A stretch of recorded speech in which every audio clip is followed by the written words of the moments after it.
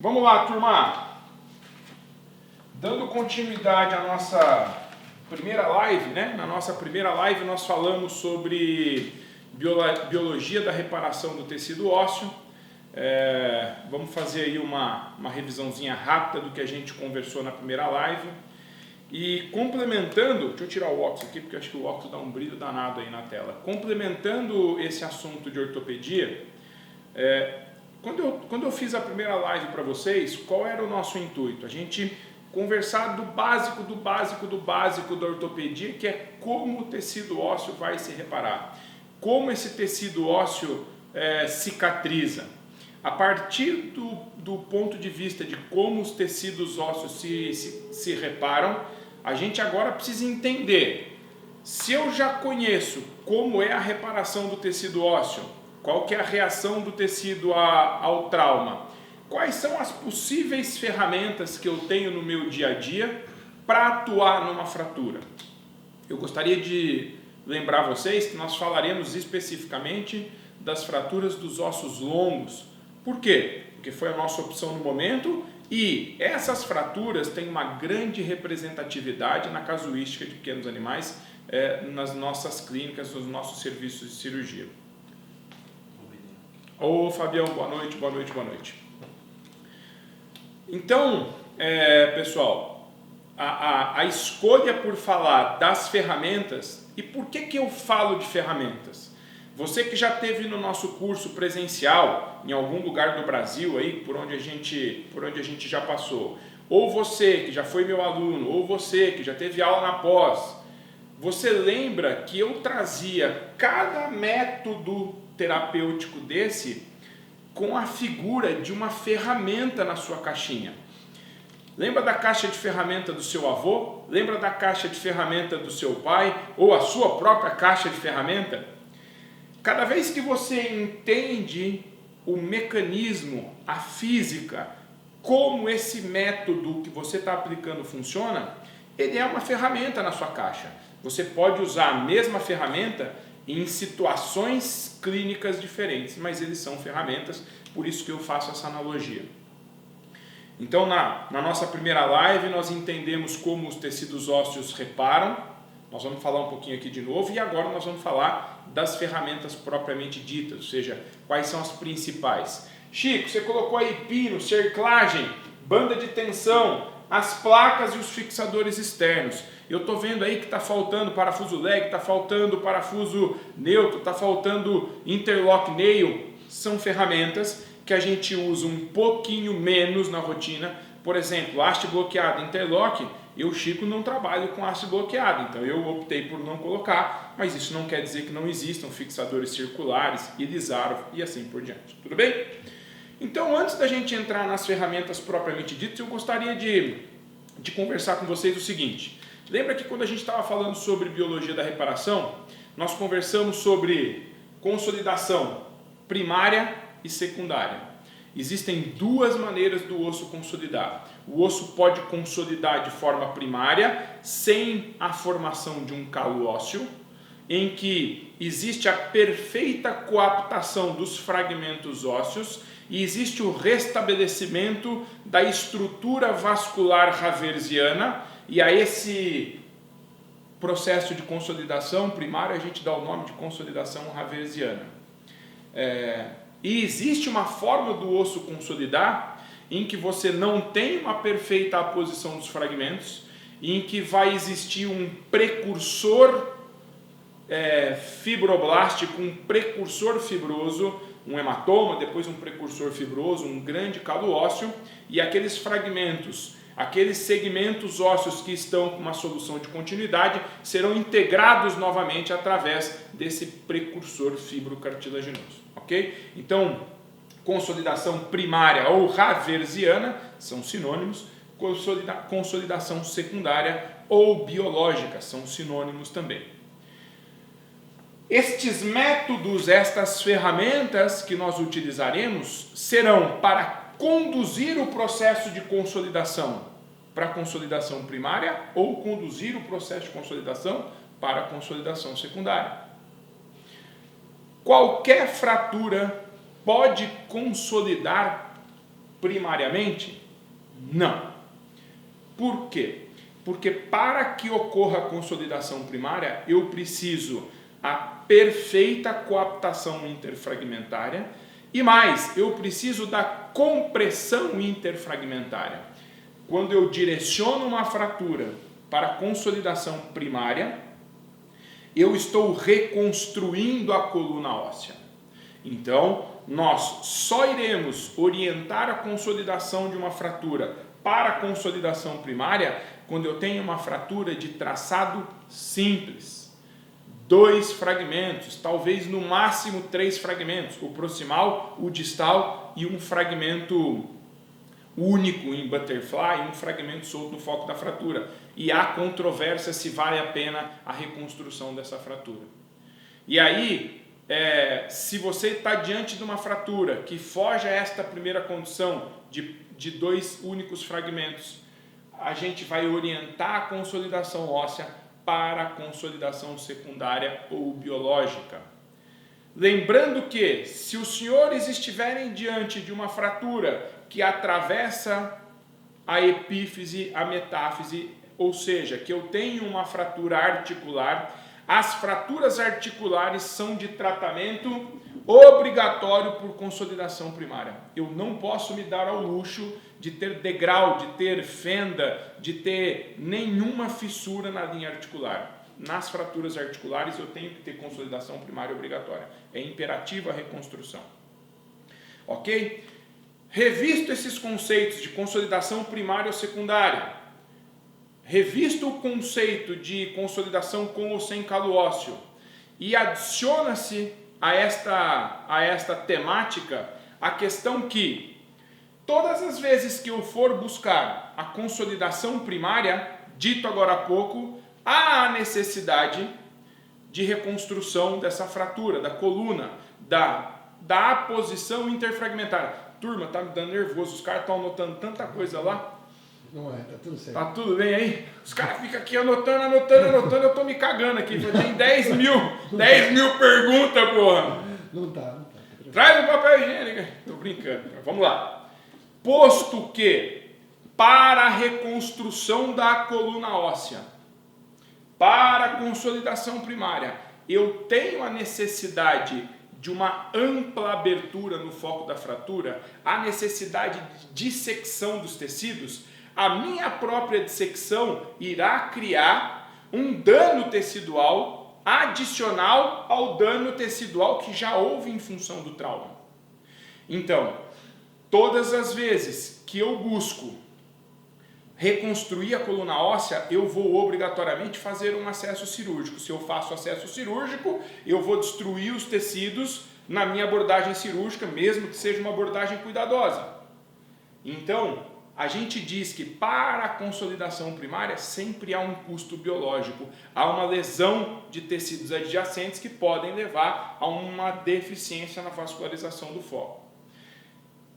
Em contrapartida, se eu estou diante de uma fratura que já houve um trauma de alta energia, com grande dano tecidual, com grandes perdas biológicas, não é interessante que eu busque uma reconstrução, mesmo que eu pudesse. Por quê? Porque a minha cirurgia soma-se ao trauma na determinação de um dano tecidual adjacente. E eu preciso do envelope tecidual o mais preservado possível para que ele forneça mediadores pró-inflamatórios, para que ele forneça capacidade de angiogênese aos tecidos na nova vascularização e na consolidação dos tecidos.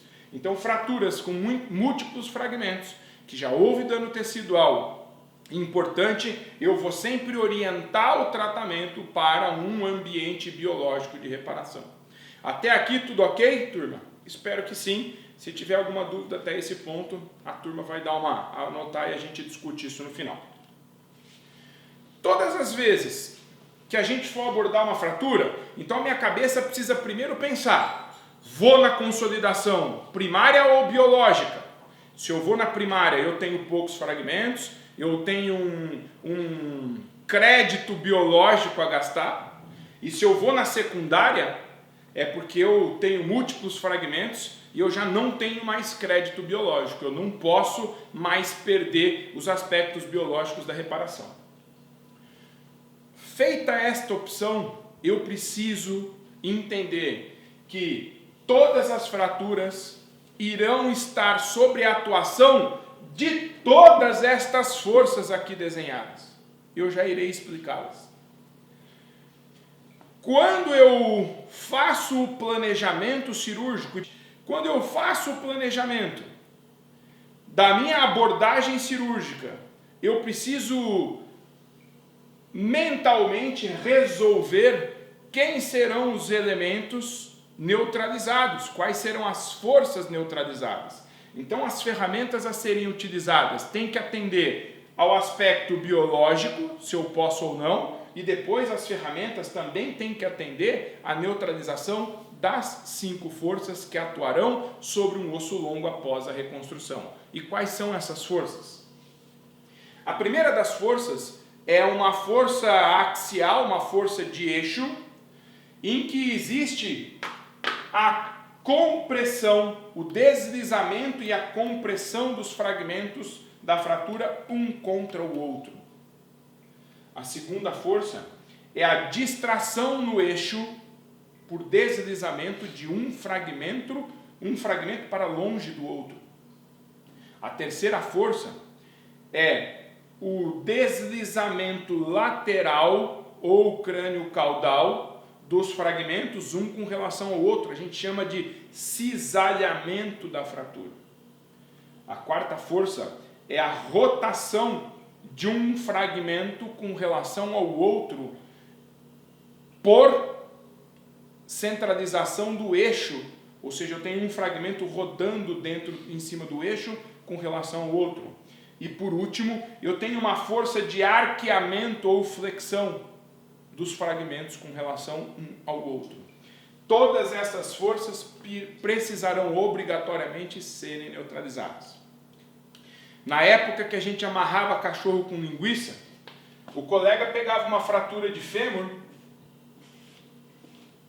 o colega que vos fala já cometeu esse equívoco de pegar uma fratura de fêmur de traço simples. O que se orientava naquele momento, e eu estou falando de 20 anos atrás, era a implantação de um pino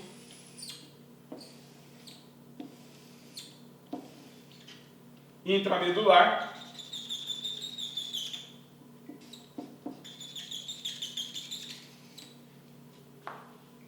e com a colocação do pino intramedular, quais são as forças que irão atuar nesse osso? Compressão, distração, cisalhamento,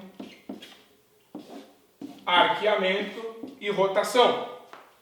O pino intramedular está neutralizando arqueamento? Sim. O pino intramedular é uma ferramenta fantástica, eficiente na neutralização do arqueamento do osso. O pino intramedular está neutralizando a compressão e a distração? Mais ou menos, depende da espessura do osso e de quanto ele ocupa do canal medular. Ainda, o pino intramedular está neutralizando o cisalhamento? Mais ou menos, também depende de quanto esse pino ocupa do canal medular. Mas e a rotação? Não só o pino intramedular não neutraliza a rotação, como o pino intramedular ele vai servir de eixo de apoio para a rotação dos fragmentos. Então, o pino intramedular sozinho não é tratamento para uma fratura de traçado simples como essa. Tudo bem? Entenderam? Então, a gente precisaria outros métodos adicionais, e aí poderia ser uma placa, um fixador externo, TAIM ou qualquer outro método que a gente faça a opção, para poder neutralizar as outras forças. Então, todas as vezes que eu busco tratar uma fratura, a minha ferramenta tem que obrigatoriamente neutralizar todas as forças que atuam no osso, ok? Já começamos a falar do pino intramedular. Então, os pinos intramedulares, os pinos de aço, os pinos mais finos, até 1,5 milímetros de diâmetro, a gente vai chamar de fios de Kirchner. Acima de 1,6 milímetros de diâmetro, a gente chama de pinos de Steinman. Antigamente eles existiam com rosca na ponta e sem rosca, mas os pinos com rosca caíram no desuso. Hoje a gente usa só os pinos de alma lisa, sem rosca, até 1,5 milímetros, e aí é discutido se até 1,5, 2 fios de Kirchner. Acima de 1,6 a gente chama de pinos de Steinman. E eles vão servir para utilização intramedular, sim, mas eles também funcionam como pinos para montagem dos fixadores externos e são os mesmos pinos que muitas vezes a gente usa na confecção de bandas de tensão. Os pinos, eles, como já foi dito aqui, são ótimos na neutralização do arqueamento da flexão, embora não sejam eficientes na neutralização das outras 4 forças, eles jamais vão trabalhar sozinhos, sempre em associação com algum outro método. Cerclagens. Cerclagens, elas são confeccionadas com fio de aço flexível. E os fios de aço flexível existem desde a espessura de 0,3 milímetros até 1,5 milímetros, fios bem espessos. E a gente vai confeccionar cerclagens, e as cerclagens são realizadas de 3 maneiras básicas: em twist, torcido, single loop ou double loop, com um instrumento que a gente chama vulgarmente de foguetinho. E as cerclagens, elas são métodos de tratamento. Vou desenhar aqui no meio, gente, na frente da cerclagem. Métodos de tratamento para compressão interfragmentária, principalmente nas fraturas de traçado simples, oblíquas longas. Oblíquas longas. Quando você aplica a cerclagem numa fratura oblíqua longa, ela obrigatoriamente deve fazer 90 graus, a cerclagem deve fazer 90 graus com a cortical do osso, cis e cortical trans. As cerclagens são ótimos métodos de compressão interfragmentária para as oblíquas longas. Método de fechamento: o torcido, que é o twist, ou os realizados com os foguetinhos, single loop ou double loop.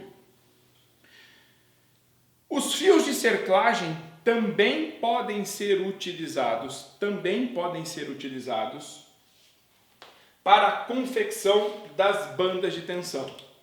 Pessoal, a pandemia fechou as papelarias e eu só tenho mais uma folha do Flip Sharp. Então, espero conseguir providenciar para a semana que vem uma folha nova. Vai dar certo. As bandas de tensão são um método confeccionado a partir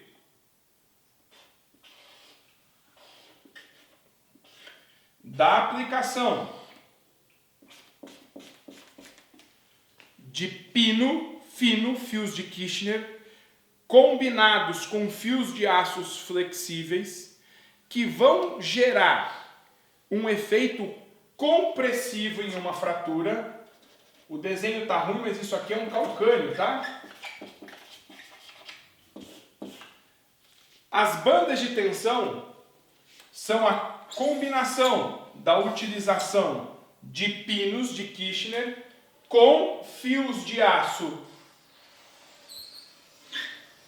em forma de 8, que, quando tracionado, vão gerar o efeito compressivo no foco de fratura. De onde vem essa compressão? Se vocês repararem o sentido da tração do tendão do gastrocnêmio que se insere no calcânio e o sentido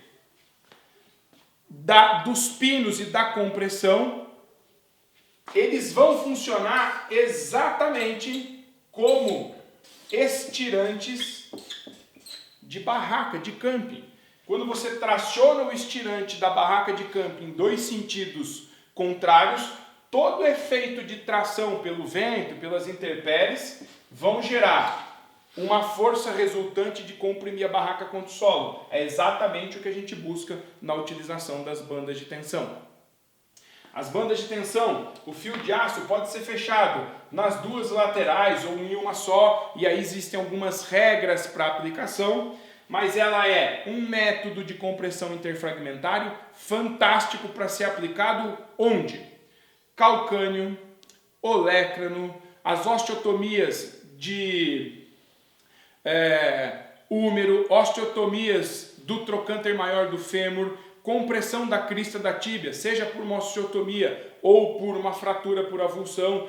O que é imperativo que exista na banda de tensão é que, para que a banda de tensão tenha o seu efeito compressivo, a gente precisa ter um tendão, um músculo, algum elemento de tração daquele fragmento. A banda de tensão tratará fraturas por compressão de fraturas de extremidades que estão sendo tracionadas do foco.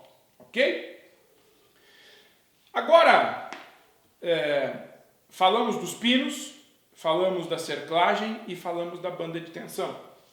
Eu queria trazer para vocês agora a utilização de placas ósseas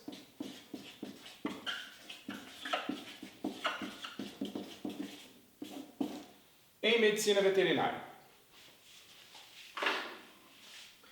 As placas ósseas são utilizadas amplamente há muito tempo e existem, muito provavelmente quem ainda não tem contato. Tem alguma questão importante aí? Não, ainda não. Ninguém está fazendo pergunta hoje? Ainda nada. O pessoal está sabendo. Caramba. Ou não tem mais ninguém na live? Foi todo mundo embora? Você quer tomar um gole d'água? Eu quero.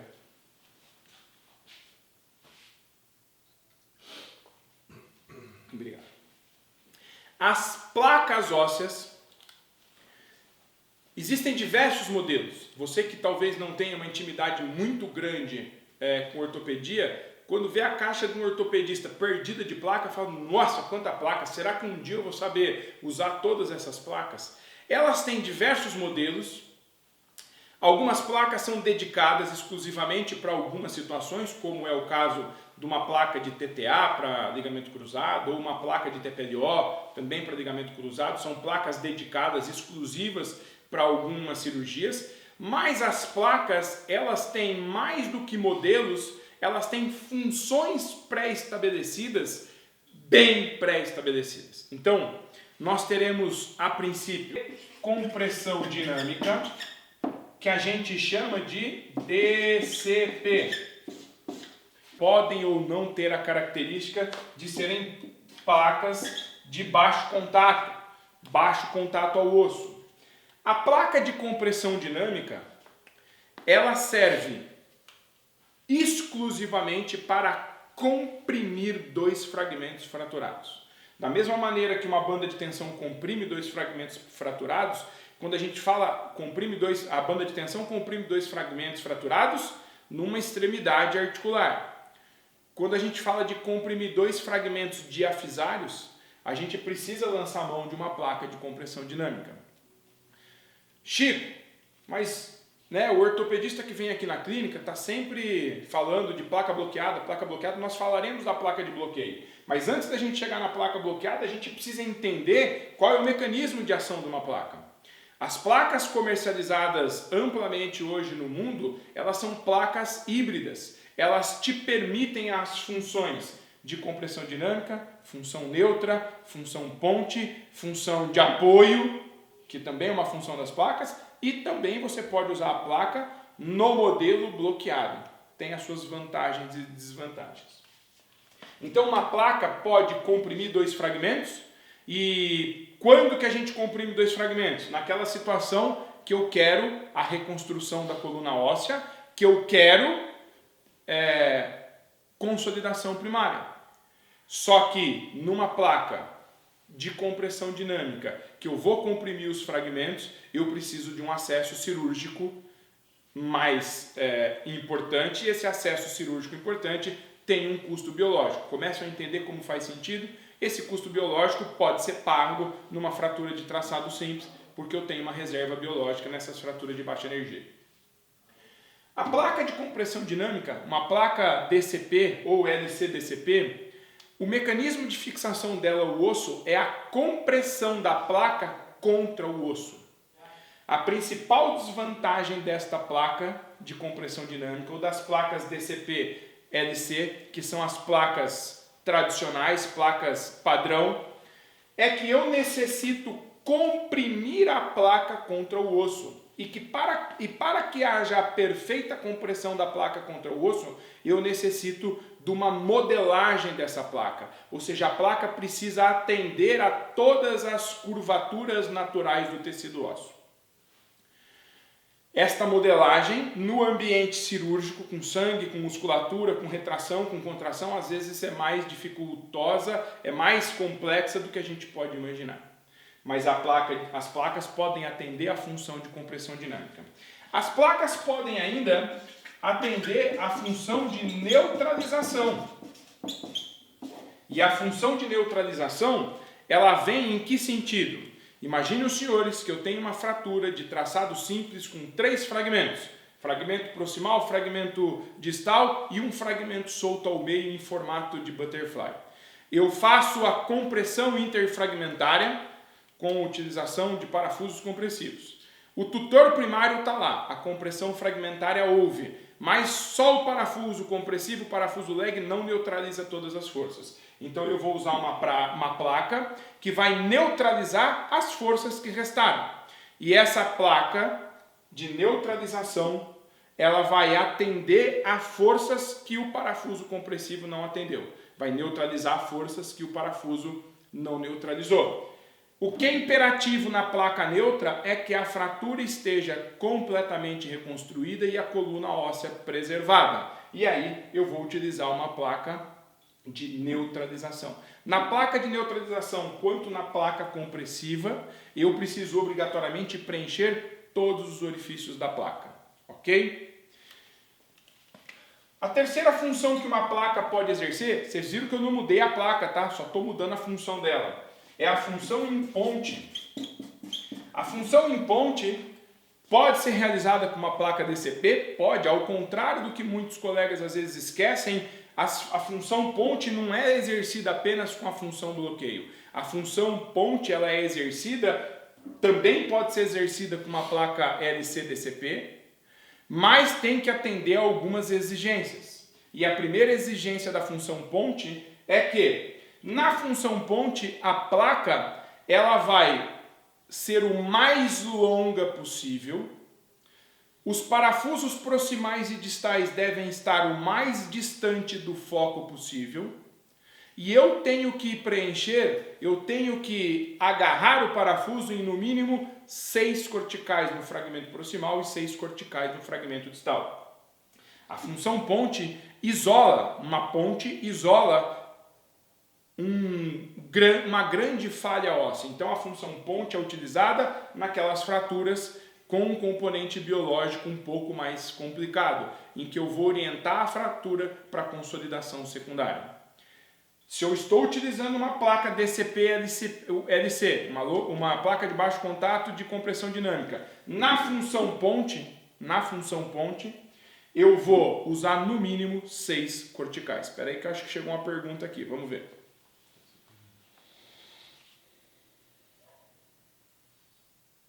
MIPO.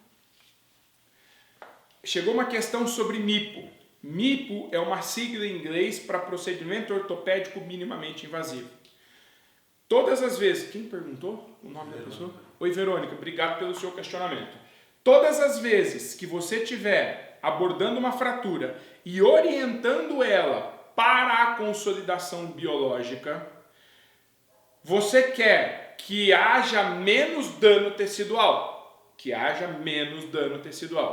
Por quê? Porque a tua abordagem cirúrgica, e a gente usa aquela sigla, né? OBDNT, Open But Do Not Touch, ou MIPO, procedimento ortopédico minimamente invasivo, todas as vezes que você disseca muito tecido para acoplar uma placa, você está obrigatoriamente prejudicando mais o tecido.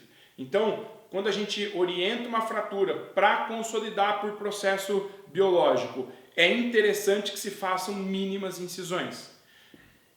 No caso de uma placa ponte tradicional, com uma placa standard, sem ser uma placa bloqueada, ela é um pouco mais complexa de ser aplicada. Nós vamos falar da placa bloqueada, em que eu posso, em algumas circunstâncias, trabalhar com 3 corticais. Como na placa ponte, usando uma placa standard, que eu vou trabalhar com 6 corticais, às vezes o acesso cirúrgico é um pouco maior. Se você quer evoluir na sua curva de aprendizado em MIPO, em minimamente invasiva, o ideal é que se trabalhe ou com haste bloqueada ou com placas bloqueadas. O osso de predileção para a gente começar a treinar MIPO, as primeiras, o interessante é que você fizesse em tíbia. A tíbia é o osso da gente começar a fazer as nossas MIPOs, porque a tíbia é face medial, na face medial quase não tem musculatura, então ela é de fácil aplicação. Depois a gente vai para húmero, fêmur, rádio iuna e assim por diante, ok? Espero que eu tenha te ajudado. Quem sabe sai uma live aí só sobre placa bloqueada e MIPO. Então, as placas podem ser usadas nessas 3 funções e ainda numa terceira função que a gente chama de placa de apoio.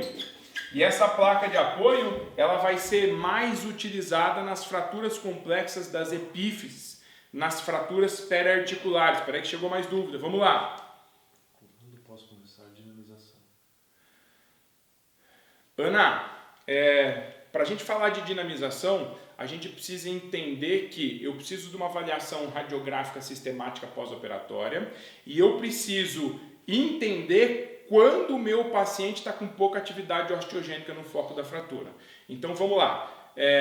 A tendência é que as pessoas, no início, quando elas começam a trabalhar com os implantes bloqueados, eu ia falar de dinamização a hora que fosse falar de placa bloqueada, mas eu já coloco já. Quando a gente começa a trabalhar com os implantes bloqueados, a tendência é a gente exagerar no número de parafusos. E aí eu trago a hiperrigidez. E a hiperrigidez, se a gente for lembrar lá da teoria do Julius Wolff, 1889, eu acho que é essa data, em que a ausência de gravidade no tecido ósseo diminui a densidade do tecido, sem micromovimentação no foco da fratura, principalmente se for uma fratura de baixo strain. Essas fraturas de baixo strain precisam do processo inflamatório. Então, se você tem uma fratura num cão jovem, vou usar um exemplo, não veio exemplo, eu vou usar um. Cão jovem, aí 1 ano de idade, uma fratura de fêmur, por exemplo, com um bom envelope tecidual, de diáfise, né? Uma fratura diafisária complexa, de alta energia. Você fez uma placa bloqueada ou uma plating rod, placa associada ao pino. Depois de 40 dias você não tem nada de atividade osteogênica, eu começo a sacar pino, sacar parafuso e dinamizar essa fratura. Espero que eu tenha respondido. Se eu não te respondi, entra no meu... como é que chama quando é só na mensagem particular lá? Inbox. Esse trem box aí que eu não sei, eu não entendi o que o Sérgio falou. Direto aí, entra no direto lá e aí a gente troca uma ideia, tá bom? Falando das 4 funções da placa, a gente pode fazer as 4 funções com as placas standard. Soma-se aqui ao final as placas bloqueadas. As placas bloqueadas, elas chegaram aí para a medicina veterinária nos últimos 15 anos, mas elas já existem há muito tempo. Elas eram utilizadas no tratamento de fraturas por osteoporose nas extremidades, principalmente nas epífises de senhoras. Essas placas, elas carregam com elas um princípio físico que se chama estabilidade angular. Por quê? Porque o parafuso, quando adentra o tecido ósseo, ele vai bloquear na placa, a cabeça do parafuso bloqueia na placa, formando sempre um ângulo de 90 graus com a placa. Então, os senhores, todas as vezes que forem utilizar uma placa bloqueada, vão entender que o sistema de estabilização, o sistema que confere rigidez ao implante é a estabilidade angular 90 graus, parafuso, placa. Quais são as principais vantagens da placa bloqueada?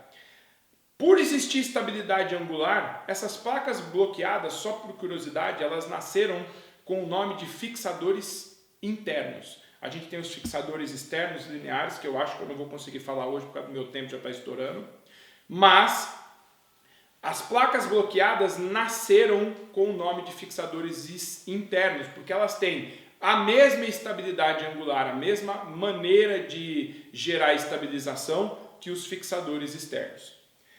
Então a principal vantagem da placa bloqueada é ela ter uma distância do osso, permitindo que as que irão se formar consigam passar por baixo da placa, ao contrário das placas standard, das placas DCP, que a fixação da placa é a compressão da placa contra o osso, as placas bloqueadas ficam afastadas do osso, permitindo uma maior vascularização. Se ela fica afastada do osso, ela não precisa de uma perfeita modelagem, embora a perfeita modelagem em algumas situações seja fantástica, e em outras situações a perfeita modelagem pode te levar a um parafuso intraarticular.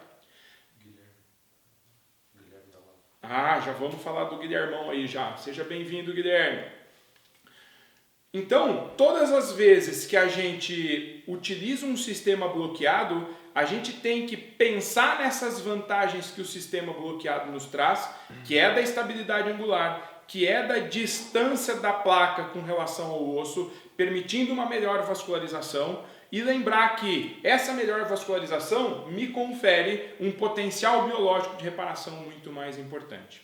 As placas bloqueadas foram amplamente difundidas na medicina veterinária, só que nós não podemos nos esquecer que não são todas as fraturas que são tratadas com o sistema bloqueado. Se você pega ainda uma fratura de traçado simples, é interessante que exista a reconstrução da coluna, a reconstrução da coluna e a compressão interfragmentária. Aí você vai falar assim para mim, Chicão, o nosso ortopedista aqui da clínica, tudo é placa bloqueada agora. Eu vou falar para você assim, ó. Vamos pensar no seguinte princípio físico. Quando eu aplico uma placa bloqueada a uma fratura sem distinção, eu preciso entender que todas as forças no momento da pisada do cão, quando você usa um sistema de bloqueio, estão distribuídas pela placa. É a placa, é o implante que vai sustentar aquela pisada, aquela força.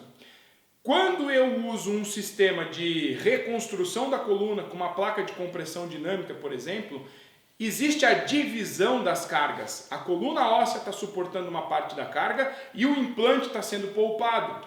Quando eu falo para vocês de uma fratura hipercomplexa, o custo biológico da reconstrução dessa fratura pode ser muito importante. Então, aí sim, a gente tem indicação de utilização da placa em ponte, dos sistemas de bloqueio e assim por diante.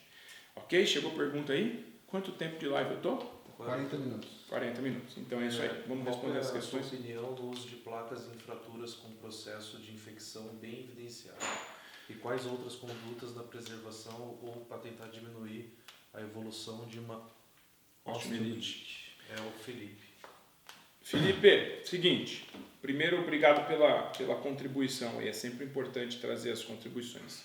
Felipe, se você estiver falando de uma placa standard em que você vai colocar, lembra que eu falei, ó, por isso que é importante os princípios. Eu acho lindo a gente entender os princípios, os fundamentos.